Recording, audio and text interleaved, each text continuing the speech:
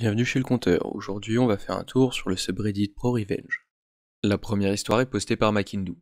Il y a quelques années, ma famille a vécu des choses assez horribles, et a fini par déménager dans un parc à caravanes. L'endroit n'avait pas l'air si terrible que ça, et il était, à peine, assez bon marché pour qu'on puisse se le permettre à l'époque. Alors on a ravalé nos doutes, et on a emménagé. La première nuit, nous découvrons qu'il y a des punaises de lit et des cafards.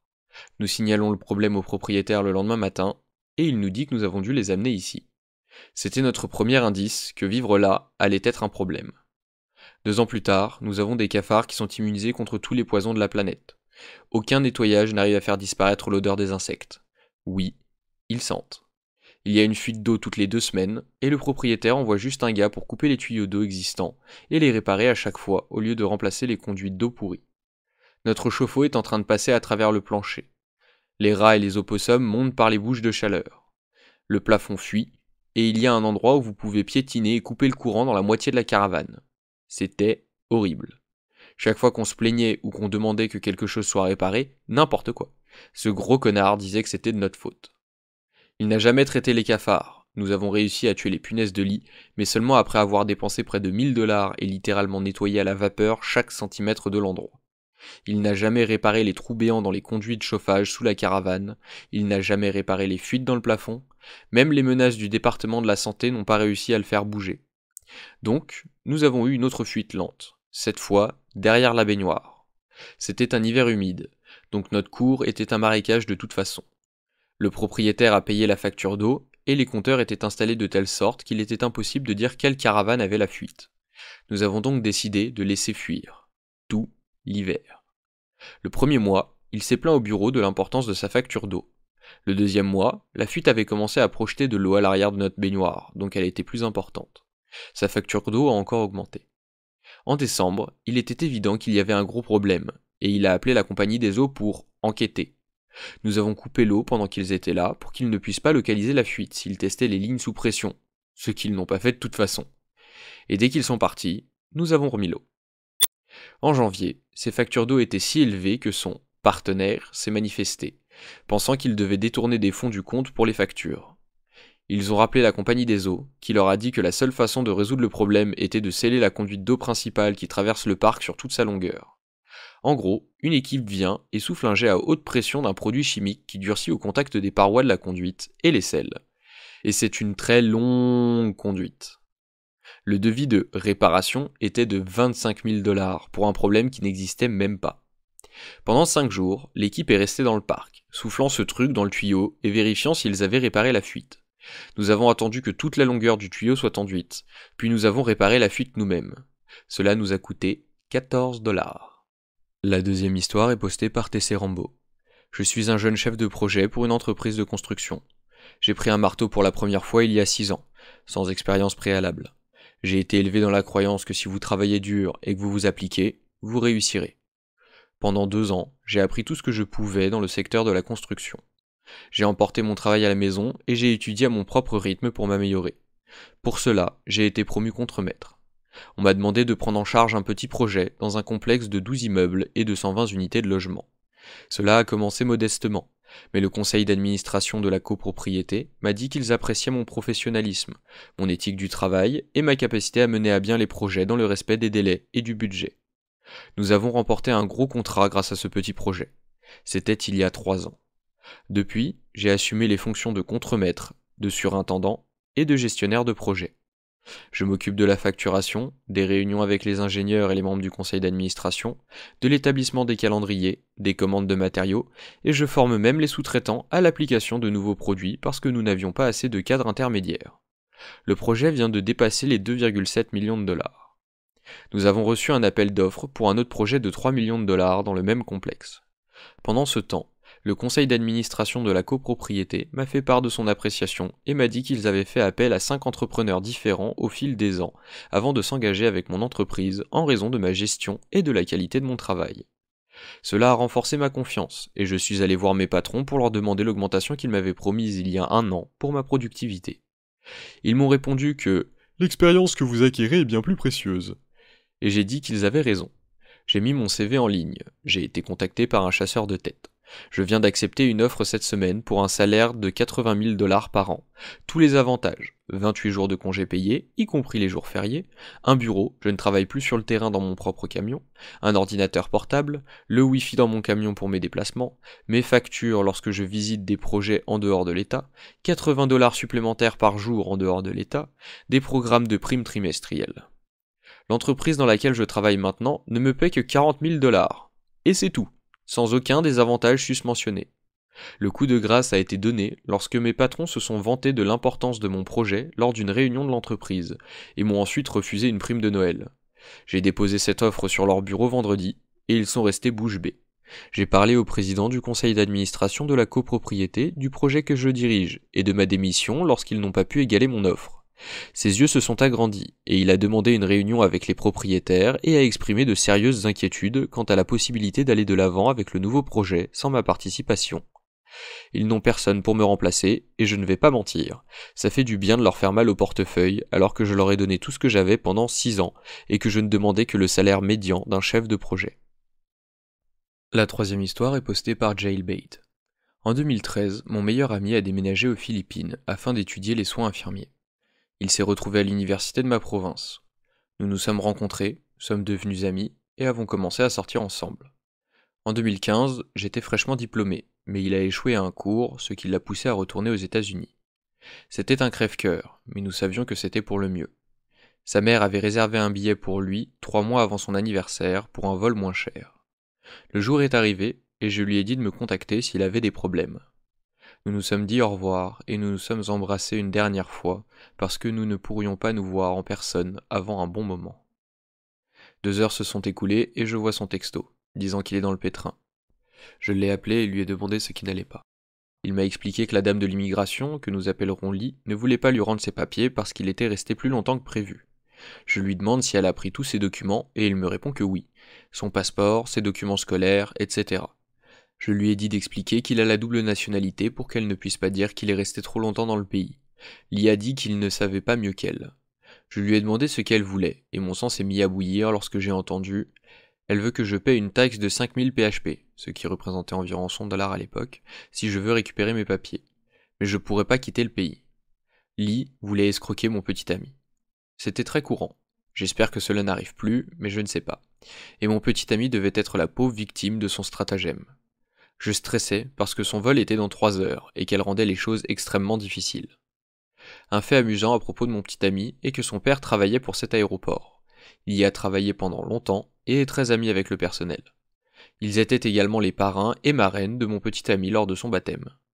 J'ai appelé sa mère, que j'avais rencontrée quelques mois après le début de notre relation. J'aime sa mère à la folie, elle est cool. Je lui ai raconté ce qui s'est passé. Bien sûr, elle est aussi livide que moi et a raconté à son mari la situation difficile de leur fils. Son père a appelé l'un des copains susmentionnés et lui a demandé d'aider mon petit ami. Pendant ce temps, Lee essayait toujours de persuader mon petit ami de payer l'amende plutôt que d'aller en prison. Petit ami savait déjà que nous voulions l'aider, alors il a refusé et a dit qu'il allait bien. Quelques minutes plus tard, le chef du bureau de l'immigration est sorti et lui a demandé d'amener petit ami dans leur bureau. Elle est surprise, mais s'exécute. Petit ami, je le jure, c'est un chiot perdu. S'est assis sur un de leurs sièges et a lu des trucs sur son téléphone. Lee avait un air suffisant, pensant probablement que petit ami était une sorte de criminel et qu'elle avait probablement gagné le jackpot ou quelque chose comme ça. Soudain, la porte s'est ouverte et un flot de directeurs, de superviseurs ou de chefs de différents départements de l'aéroport sont entrés dans la pièce et ont salué chaleureusement petit ami. Lui ont fait remarquer à quel point il avait grandi et lui ont demandé s'il se souvenait d'eux, etc. Le chef de l'immigration, alias le patron de Lee, est entré dans la pièce et a raconté une histoire sur la façon dont il gardait petit ami quand il était petit. À ce moment-là, vous pouvez imaginer que Lee est en train de paniquer. Petit ami a raté son vol initial, mais a pu reprendre ses papiers et ses documents et retourner en Californie, car sa mère a réservé un vol ultérieur le même jour, mais coûteux. Une semaine a passé, et son père m'a dit que Lee avait été licenciée immédiatement pour extorsion. Elle ne peut plus postuler à un quelconque emploi gouvernemental. La quatrième histoire est postée par Hey There Monkey Boy. J'ai travaillé dans la maintenance pour une organisation religieuse qui possédait un grand nombre d'établissements de soins pour personnes âgées. Même s'ils étaient censés être à but non lucratif, ils faisaient tout pour escroquer le gouvernement et obtenir le plus d'argent possible. Par exemple, j'ai vu une fois une demande d'indemnisation pour comportement errant chez un résident alité, afin de pouvoir prétendre qu'il était atteint de démence, le mettre dans une salle fermée et obtenir de l'argent supplémentaire. J'ai appris qu'il payait moins que le salaire minimum pour une grande partie du personnel non infirmier. Un pourcentage élevé du personnel de ménage venait de l'étranger, et Dieu leur a dit qu'ils pouvaient s'en tirer sans problème. Dans mon pays, vous pouvez réclamer des arriérés de salaire pendant 6 ans, et il se trouve que j'étais sur le point d'atteindre ce délai, et j'en ai eu assez de leur hypocrisie.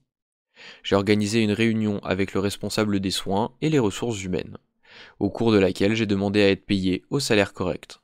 Après avoir compris que je n'allais pas reculer, ils ont accepté de me payer correctement et de me rembourser, mais seulement si je ne le disais pas aux autres employés. J'ai refusé, et cela a fini par leur coûter plus de 700 000 $ pour payer les arriérés de salaire à tout le monde. J'ai enregistré la conversation et je l'ai portée devant Fairwork, un médiateur indépendant sur le lieu de travail. Ils ont licencié toutes les personnes ayant la même description de poste que moi, parce qu'ils ne trouvaient pas le moyen de me licencier légalement. Puis ils ont externalisé la maintenance, ce qui a fini par leur coûter beaucoup plus cher. J'ai pris de bonnes vacances avec l'indemnité de licenciement et j'ai dénoncé la fraude, avec des preuves documentées, à l'organisme gouvernemental de réglementation des soins aux personnes âgées. Ils ont été inspectés au peigne fin et 2 de leurs maisons phares ont été placées sous la surveillance constante du gouvernement pendant 6 mois. N'oubliez jamais que le vol de salaire est la plus grande vague de criminalité de l'histoire, qu'elle est permanente et que personne ne va jamais en prison pour cela. La dernière histoire est postée par Terrible Mystery. Aujourd'hui, j'ai pensé partager l'histoire de Sam, ce n'est pas son vrai nom. Sam ne se fait pas facilement des amis. Il n'est pas doué pour le bavardage et, pour aggraver les choses, il se méfie des gens qui sont trop amicaux pour les raisons ci-dessous. Sam a gagné beaucoup d'argent à un jeune âge. Je ne vais pas dire exactement ce qu'il a fait, car je ne veux pas qu'on le traque, mais il a fait quelque chose qui l'a rendu riche. Comme il est intelligent, Sam a investi la majeure partie de son argent dans des placements à long terme, qui lui rapportent un montant raisonnable chaque mois, jusqu'à sa mort. Il ne vit donc pas une vie de riche, mais il n'a plus jamais à travailler. Quelques années après sa manne, il s'ennuie et décide de retourner à l'université. Là, il a rencontré des gens qui ont cherché avec enthousiasme à se lier d'amitié avec lui. Se lier d'amitié avec eux était si facile que, pendant un certain temps, il était heureux. Il n'a découvert que plus tard qu'ils avaient appris sa richesse en cherchant son nom sur Internet. Ça a commencé doucement. De temps en temps, l'un d'entre eux était à court d'argent et demandait un prêt à Sam, puis l'ignorait lorsqu'il demandait à le récupérer. Sam a commencé à s'inquiéter, mais il ne voulait pas perdre ses nouveaux amis. Puis ils ont décidé de partir en vacances tous ensemble, dans un parc d'attractions bien connu. Ils ont fait pression sur lui pour qu'il paye les billets, le vol et les chambres d'hôtel. Sam a essayé d'expliquer que, d'un mois sur l'autre, il n'avait pas assez d'argent pour payer tout cela, mais ils lui ont juré qu'il serait remboursé et ont accentué la pression sociale sur lui. Il a fini par céder et a pris une avance sur son paiement du mois suivant pour payer les vacances. Puis, comme si tout cela ne suffisait pas, ils l'ont laissé tomber pendant presque toutes les vacances. Chaque fois qu'il essayait de passer du temps avec eux, il lui disait « On a prévu de rencontrer d'autres gars » ou « On a déjà mangé ». À la fin des vacances, Sam a dû se rendre à l'évidence. Ils n'étaient pas ses vrais amis. Sam était en colère, et il a eu une idée en lisant les nouvelles locales. Un restaurant local avait créé un plat qui coûtait 1 000 $. Il s'agissait surtout d'un coup de pub, mais Sam a compris que ses amis le considéraient comme leur ticket pour la vie riche. Sam a commencé à faire en sorte que ses amis voient des mentions de ce plat hors de prix plusieurs fois par jour. Cela a fini par marcher. Ils ont commencé à lui suggérer qu'ils devraient tous aller goûter ce plat. Sam leur a fait comprendre qu'il était encore en train de payer ses vacances, et que même s'ils pouvaient réunir assez d'argent pour s'acheter ce plat, ils ne pouvaient pas payer leur repas. Ils ont tous dit qu'ils comprenaient, même s'ils avaient l'air un peu inquiets. Il ne les a jamais entendus le dire, mais il savait qu'il confondait être millionnaire avec avoir 1 000 000 $ sur son compte bancaire. Le jour du repas arriva, et ils commandèrent tous ce plat à 1 000 $.